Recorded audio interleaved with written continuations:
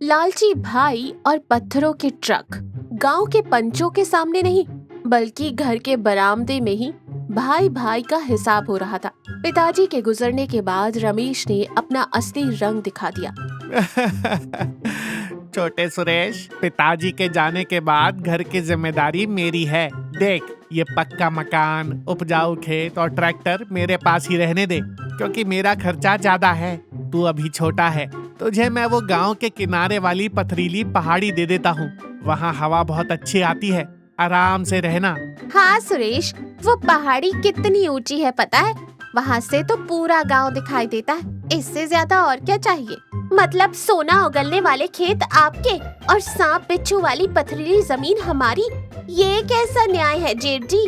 रहने दो वाणी, भैया बड़े हैं, वो जो भी करेंगे हमारी भलाई के लिए ही करेंगे। चलो चलते हैं।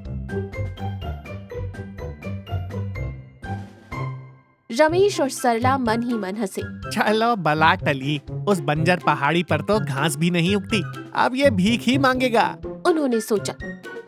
सुरेश और वाणी उस पथरीली जमीन पर पहुंचे। वहाँ रहने के लिए छत तक नहीं थी।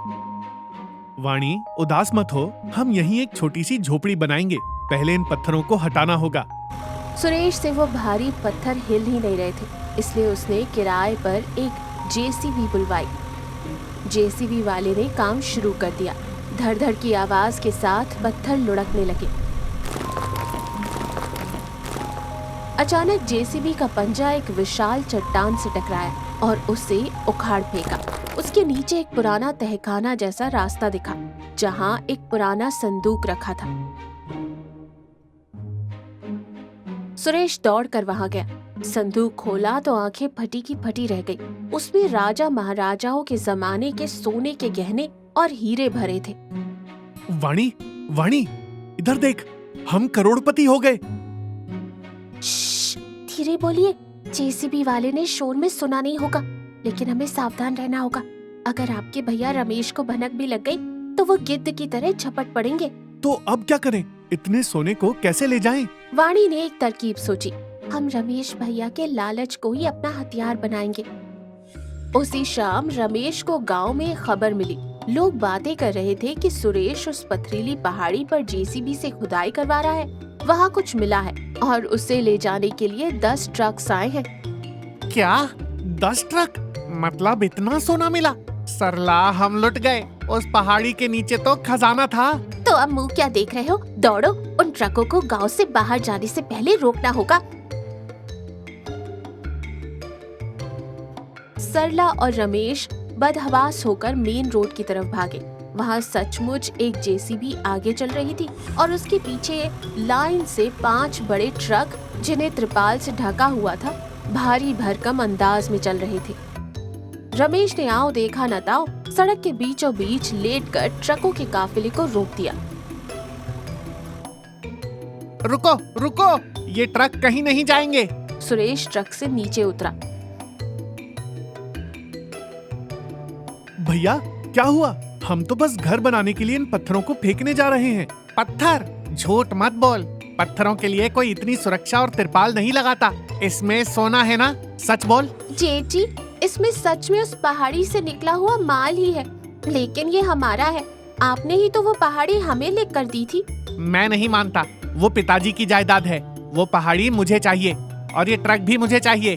भैया, ये नाइंसाफी है। इंसाफ गया तेल लेने। देख सुरेश, तुझे वो पक्का मकान, मेरे खेत, ट्रैक्टर सब दे देता हूँ। बदले में मुझे वो पथरीली पहाड़ी और ये 5 ट्रक अभी के अभी दे दे।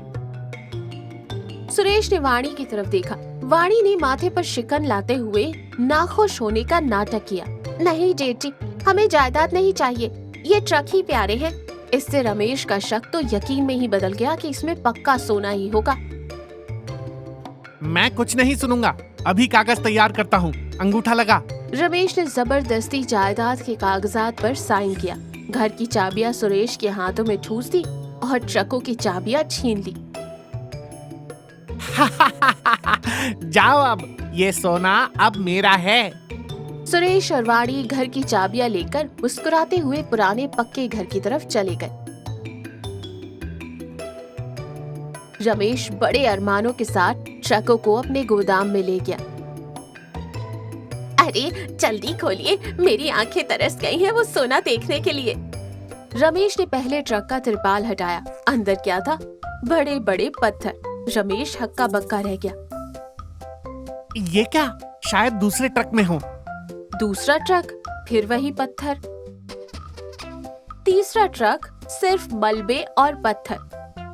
पांचों ट्रक खाली कर दिए गए। वहाँ एक छोटे से कंकड़ के सिवा सोने का एक रत्ती भर टुकड़ा भी नहीं था।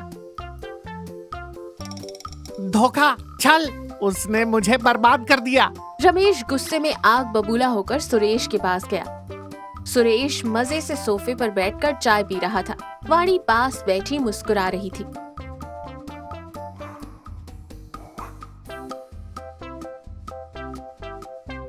अरे ओ धोखेबाज, उन ट्रकों में तो सिर्फ पत्थर भरे थे, सोना कहाँ है? भैया, मैंने तो पहले ही कहा था ना कि मैं पहाड़ी साफ करके पत्थर फेंकने जा रहा हूँ। आपने मेरी एक न सुनी, उल्टा मेरी जेसीबी और ट्रक का खर्चा भी आप ही के सिर आ गया। तो खुदाई में जो मिला था वो? जी, वो तो मिला था जेठ जी। एक छोटी सी संदूक थी, वो तो सुरेश जी की जेब में ही आ गई थी, इसलिए जेब में रख ली। उसे ट्रक में क्यों डालते? वैसे उस खजाने की कीमत आपके दिए हुए इस घर और खेत से कहीं ज्यादा है। धन्यवाद जेठ जी। सरला वहीं बेहोश होकर गिर पड़ी। रमेश को समझ आ गया कि उसकी चालाकी उसी पर भारी पड़ गई। लालच के चक्कर में वो घर बार सब गवा बैठा था और बदले में मिले तो सिर्फ 5 ट्रक भरकर पत्थर। तो इस कहानी से क्या सीख मिली? लालच का फल हमेशा बुरा होता है। जो दूसरों को ठगने के लिए जाल बिछाता है वो अक्सर खुद ही उसमें गिर जाता है।